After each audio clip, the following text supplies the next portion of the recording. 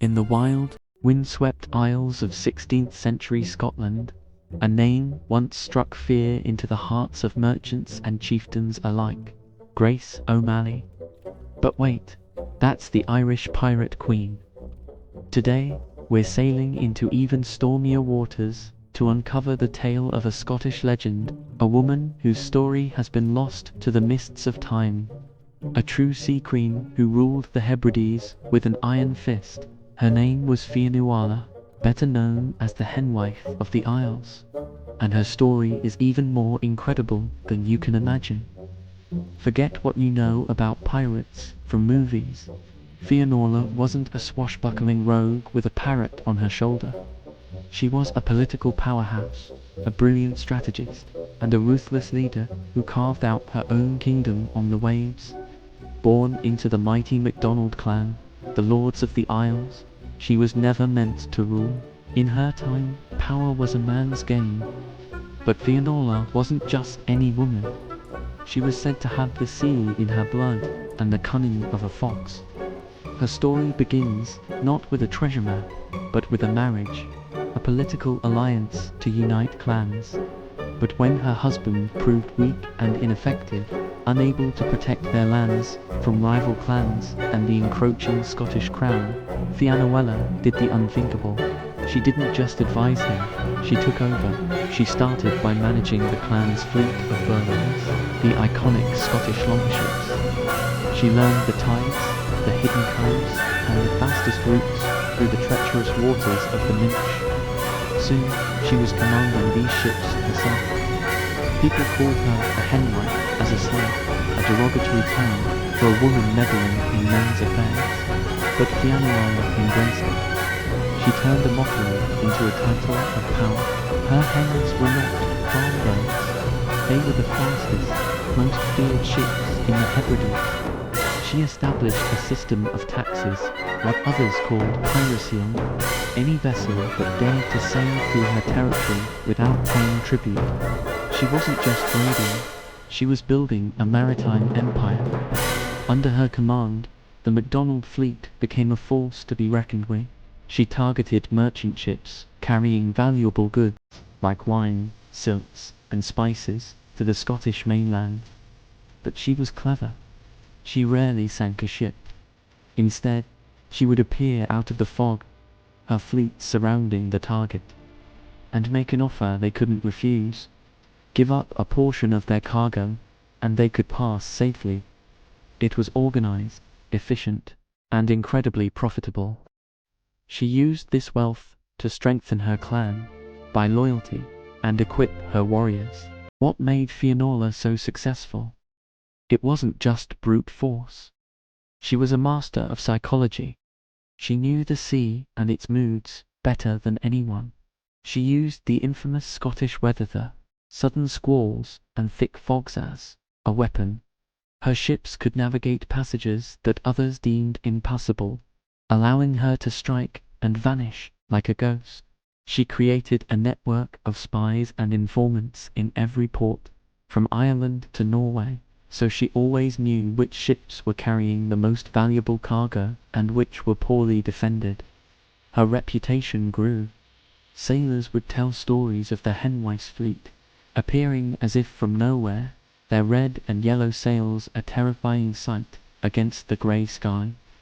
She became a boogeyman to the merchants of Glasgow and Edinburgh, a symbol of the wild, untamable Highlands. The King of Scotland, James V, grew increasingly frustrated. This woman was not just a nuisance. She was a direct challenge to his authority, draining the crown's coffers and making a mockery of his rule. He sent fleets to capture her, but they were no match for her knowledge of the Isles. His heavy, cumbersome warships were outmaneuvered by her agile burlens in the narrow, rocky channels. She led them on wild goose chases, into dead-end locks, and onto hidden reefs. More than one royal captain returned to port empty-handed, his ship damaged and his crew demoralized, with nothing but tales of a phantom fleet and its female commander. But Fionnuala wasn't just fighting the king. The Highlands were a hotbed of clan warfare. She had to constantly defend her territory from rivals like the MacLeods and the Campbells, who saw her success and wanted a piece of the action. This is where her political genius truly shone.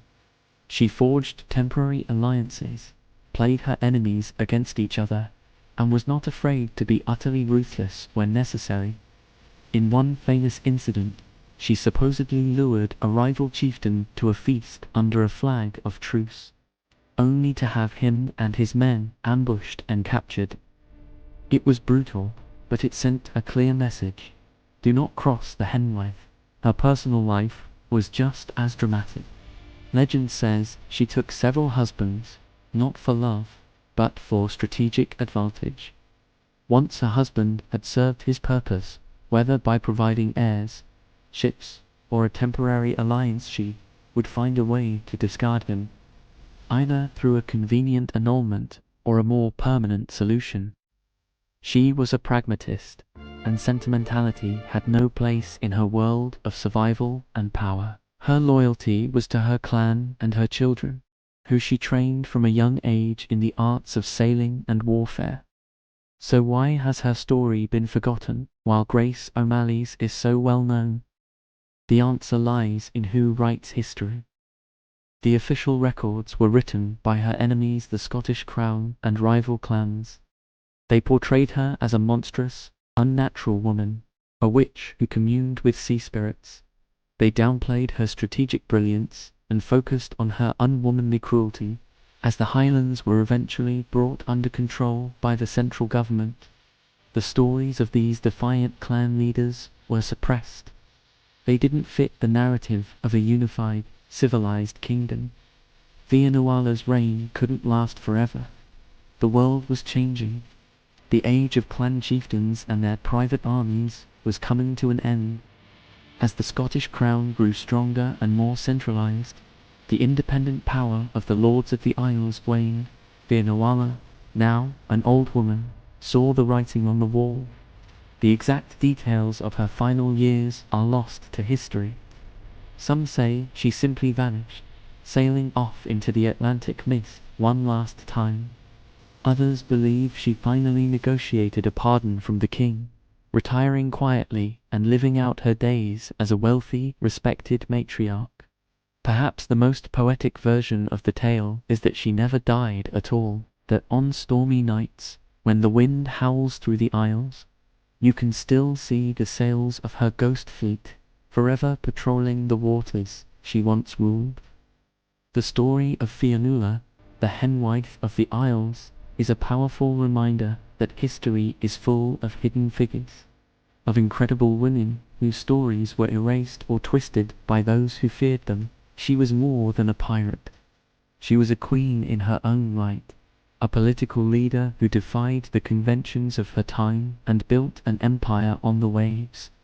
She was a product of the harsh, beautiful, and unforgiving landscape of the Scottish Hebrides, a forgotten queen who ruled with iron hands and the heart of the sea itself. Thank you so much for joining us on this journey into the lost history of Scotland. If you enjoyed uncovering the story of the Hen-Wife, make sure to hit that like button and subscribe for more tales of forgotten heroes and villains. Let us know in the comments which historical figure we should investigate next. Until then, stay curious.